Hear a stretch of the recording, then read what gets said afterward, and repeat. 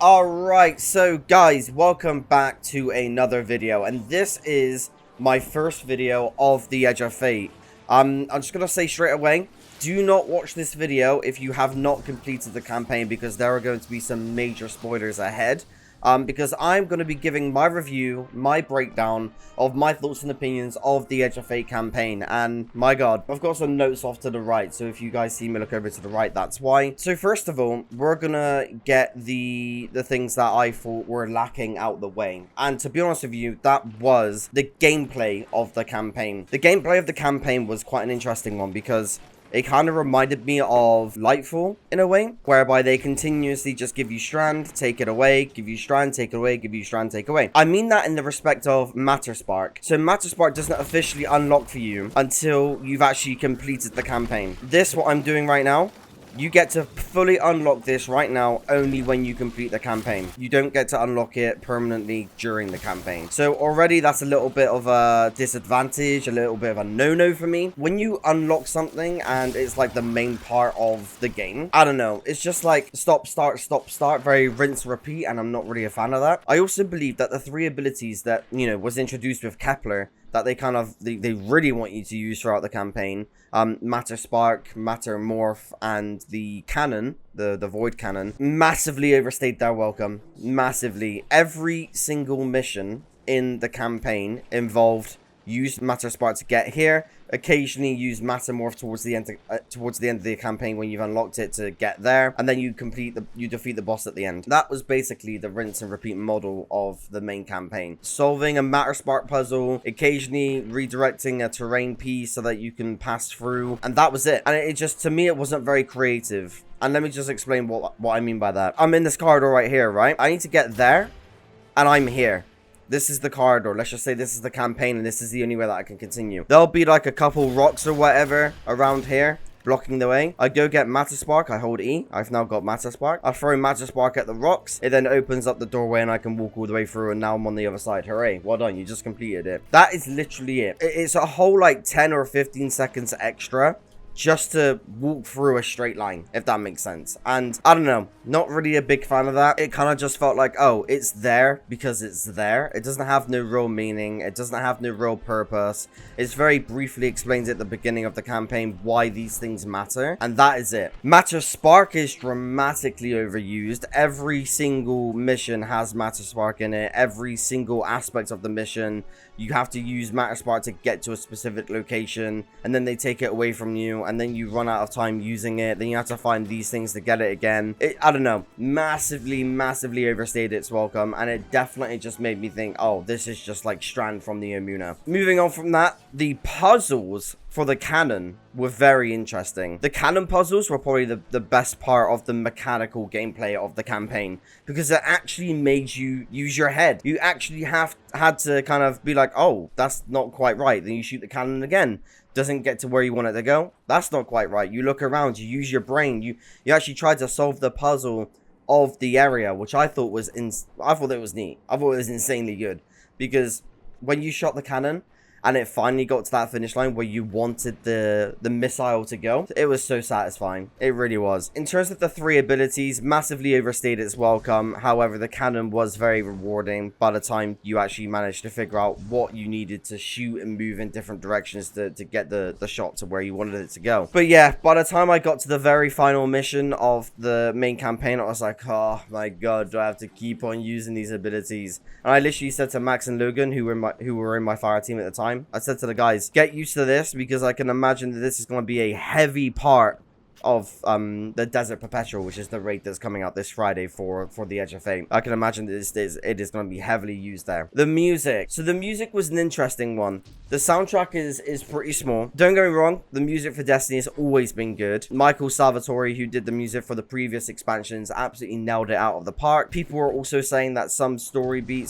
music beats of this campaign were also good as well. I think a large portion of that was because it was Michael Salvatore's music just remixed. Why fix something that isn't broken is what I'm going to say to that. So we got the Frigid Tomb music, which was remixed, which I really enjoyed that. We got the All In music, which is remixed from the Omuna, which I really enjoyed that. That was really cool. I thought it was good. It's nice to hear those pieces again. They're good pieces of music. And there's one music which I believe is the trailer music for the Edge of Fate, the cinematic trailer music, which is in the Edge of Fate. That's used a lot. The trailer music for the Edge of Fate, the cinematic trailer music, is pretty much used whenever there's an intense boss fight, which is fine. I like it. It sounds cool, but it literally is basically on repeat quite consistently, to be honest with you. I even say I've literally got my live up right now. My live stream is about 11 hours long of us completing it and doing side missions, and I literally say to the guys in my live stream, oh, they're playing the trailer music again. I do think it's because they just didn't make enough. Again, it's one of the smallest playlists we've got for Destiny when it comes to a new expansion. I don't know why they got rid of Michael Salvatore. There was quite a big L from them when they did all the layoffs, and I think that definitely shows in the Edge of Fate. So now that I've got the two main things out of the way that I feel like kind of let the expansion down, we're going to go to the midpoint now. So the things that didn't quite let the expansion down but were still a little bit of a hindrance. I want to finish with the positives, because the positives for the Edge of Fate are insanely good. So the next bit, which I believe, you know, it was all right, but it wasn't the most amazing, was the server stability. So in my opinion, based on my experience with the Edge of Fate, the server stability is the best we've had in an expansion release. There were a couple times when Max and Logan got disconnected, which was really shit. And there was one time when they couldn't rejoin for a little bit, which also was really shit. They had to tamper with some settings in the background to get it to work for them, which they shouldn't have to do. For me, I disconnected once. I had one error code, which was Weasel. That was it. So for me personally, playing the Edge of Fate, the server stability was very good.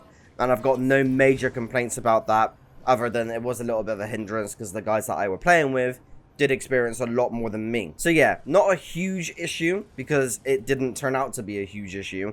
However, I did see on Twitter that other people were experiencing some major problems with the Weasel error code. Not the most amazing. However, having said that, still the best launch we've had when it comes to a Destiny 2 expansion. Because I actually got in first, by the way. I'm usually the guy that gets in last for any expansion for Destiny. I actually got in first on this one. Again, very personal opinion on that one. I thought it was fine. I had no issues with that, other than the one time where I got kicked and I just simply rejoined and it never happened again. So yeah, now that we've got kind of the mid pain points out of the way, and I'm going to refer to my notes here. I'm kind of mentally preparing it in my mind in such a way that makes sense that I finished with the best things at the end. So, the ammo regeneration. So, the ammo regeneration, when you kill an enemy, you basically fill up the meter at the bottom. Right now, you can only see a heavy meter on the bottom of mine because I have no special weapon equipped. Let me equip a special weapon just to show you guys. Here we go. Now the special icon is there. Basically, every time you kill an enemy, it fills up these meters at the bottom. And then by the time the meter gets to the very top, it resets the meter and it drops ammo. I actually really like this. I think it really balances out the ammo economy for special and heavy. And at no point during the campaign or me consistently using special and heavy did I ever feel like, oh, I really need heavy or special right now. I'm in dire need of it. Can we drop a heavy brick? Can we drop a special brick? I genuinely have no issues with it whatsoever. If you're running double special as your main loadout, you're definitely going to find a problem with it. For me, whereby I still use a kinetic weapon, the meters fill up absolutely fine. It's nice to have a reference there for me to visually see, oh, I'm about to get a brick soon, so I know when I kill this next enemy, I know to stick around and loot it because it's going to drop something that I need. I really like that. Again, I said this in my live stream. There's a lot of information that they give us now with the Edge of Fate, like with all the weapon stats and armor stats and things on screen. I am all for this. I am the type of player where the more information you give me, the better my experience is. So for me, the ammo meters at the bottom, really like it. I do really, again, this is a very personal opinion, but I do really love the fact that I can just kill an enemy. I can look at the bottom left hand corner and just be like, right, I'm about to get a drop soon.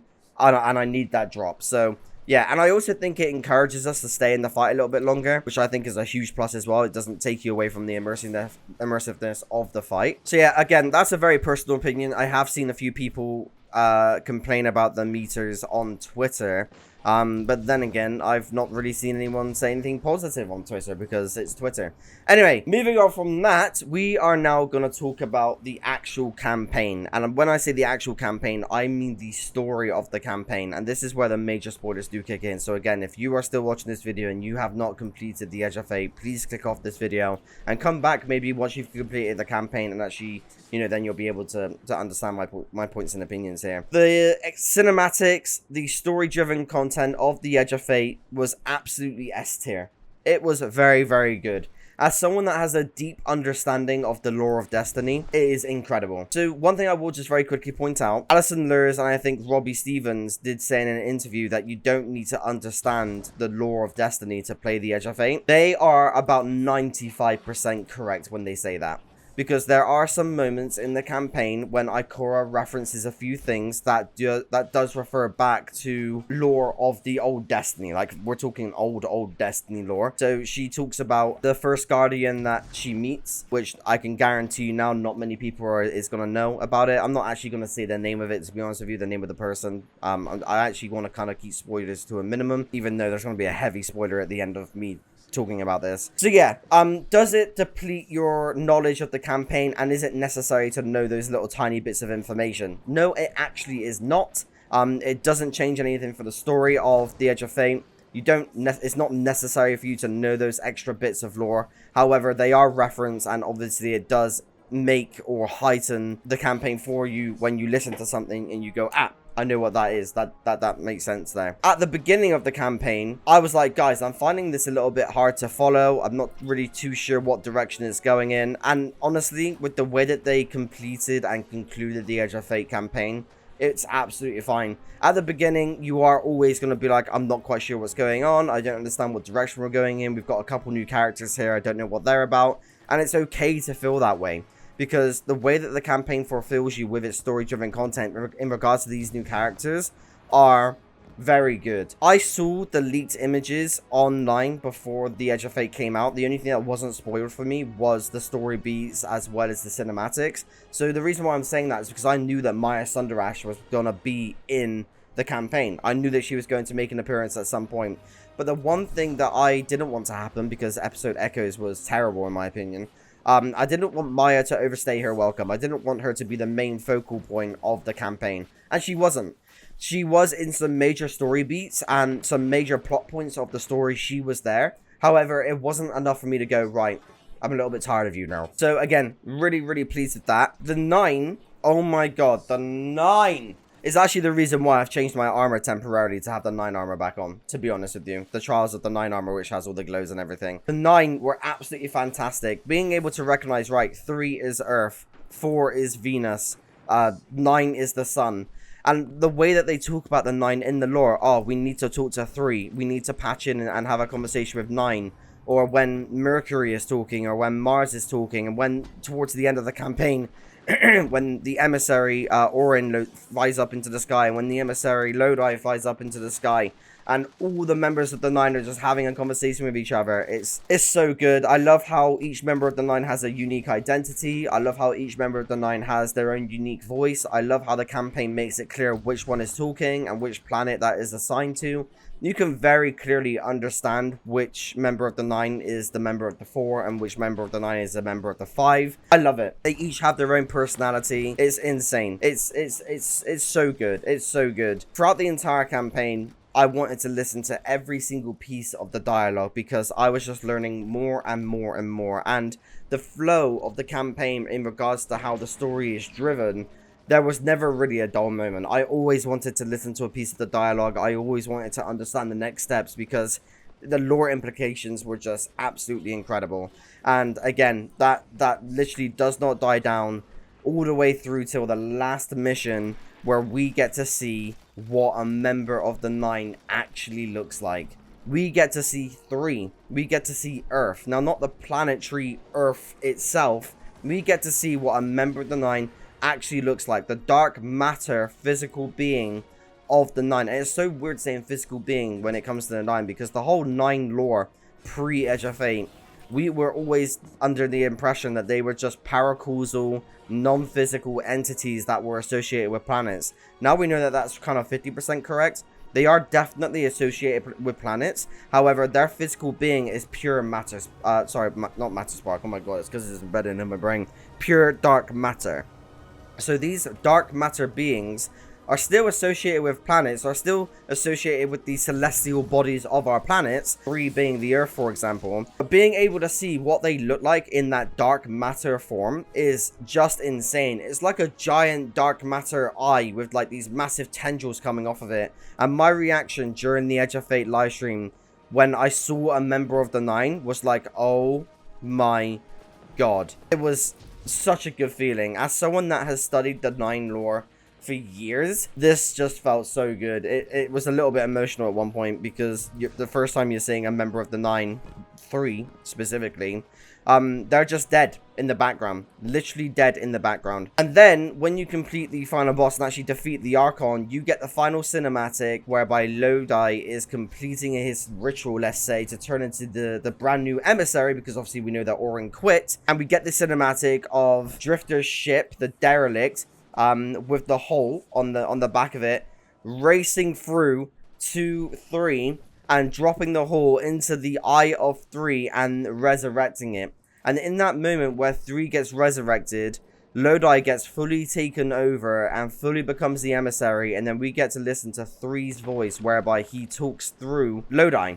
And then in this brief moment where we've resurrected Earth, resurrected the 3rd member of the 9, they give us some information on how Maya Sundaresh and the plot of the future of the Fate saga is the extinction of the solar system, which is obviously huge, right?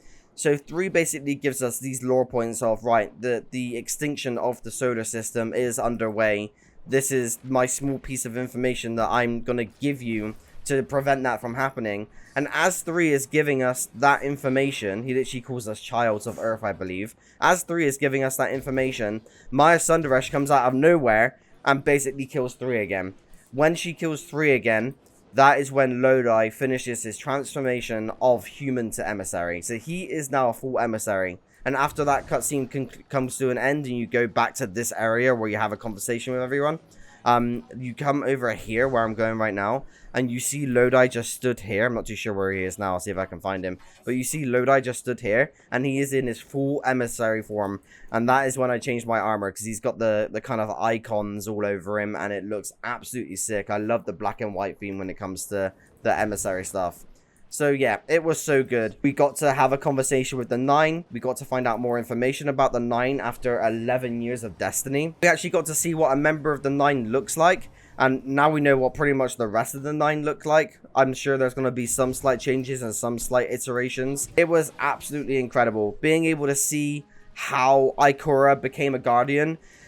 Oh my god, it was like Final Destination. If you're a Final Destination fan, or if you've at least watched one Final Destination movie where you can see how death plots the death of all these individual characters, that basically is how the 9 made Ikora a Guardian. Like, the phone ringing in the office, what you see in the cinematic whereby Lodi answers. The only reason why Lodi answers that phone is because he bumps into Ikora, who is running to see her child because of a message from the 9. And if the message of the 9 didn't reach Ikora, or pre-Ikora when she was a human, then she wouldn't have ran and bumped into Lodi, and then Lodi wouldn't have seen the 9 calling on the phone.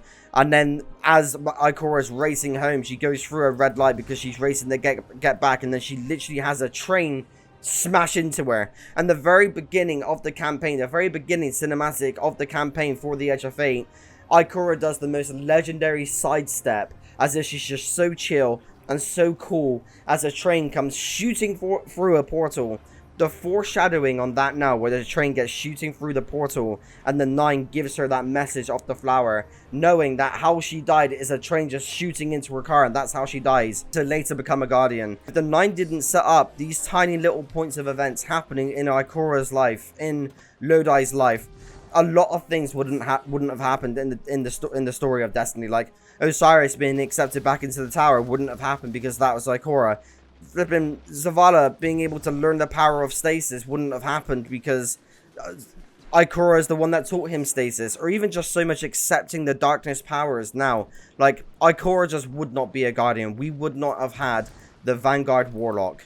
or the Warlock Vanguard, however you want to put it. So yeah, it's like Final Destination in a more PG, timid way, is the best way of saying it, because the 9 have been involved in so many plot points and so many story points, and I can only imagine that the future of Destiny would then highlight more story points of where the 9 has influenced certain pieces. So for example, by the end of this campaign, we already know that there is a plot point, a story point that we don't know about just yet, that the 9 have planned for us. They already know what's going to happen. They already know that we're going to make the decisions that they want us to make to get to that plot point. The whole point of the story was that Ikora would end up here throughout the entire saga. So the Collapse, the Darkness, Gull, Crota, Oryx, Savathun, Xivu Arath, the Witness, the Winnower, the Gardener.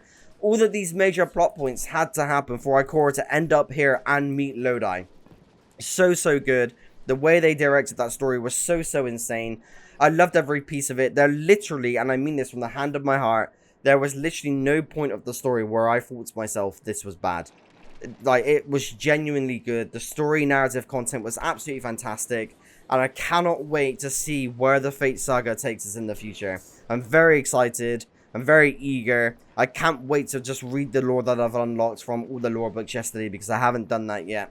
And yeah, guys, honestly, a 10 out of 10 S tier from the story. Again, gameplay mechanical wise wasn't the most amazing. Very rinse and repeat. The missions were just very generic. You're basically completing the same objective every single mission, just in a different location of Kepler. The main thing that stood out to me was the dialogue. But yeah, guys, I'm going to leave it there. Absolutely love it. 10 out of 10 from Bungie with the expansion. Obviously, there are a few pain points, but I don't think those pain points are enough to me to say that this was a bad experience. It absolutely was not. I enjoyed it. I think it was great. And I can't wait to play more, which is why I'm logging on right now and doing this as I'm talking to you guys in the background. But anyway, I'm going to throw it back to you. Have you completed the Edge of Fate? If you have, let me know what your pain points are. Let me know what your success stories are. Let me know in the comment section below. Guys, I appreciate your time today, and take care.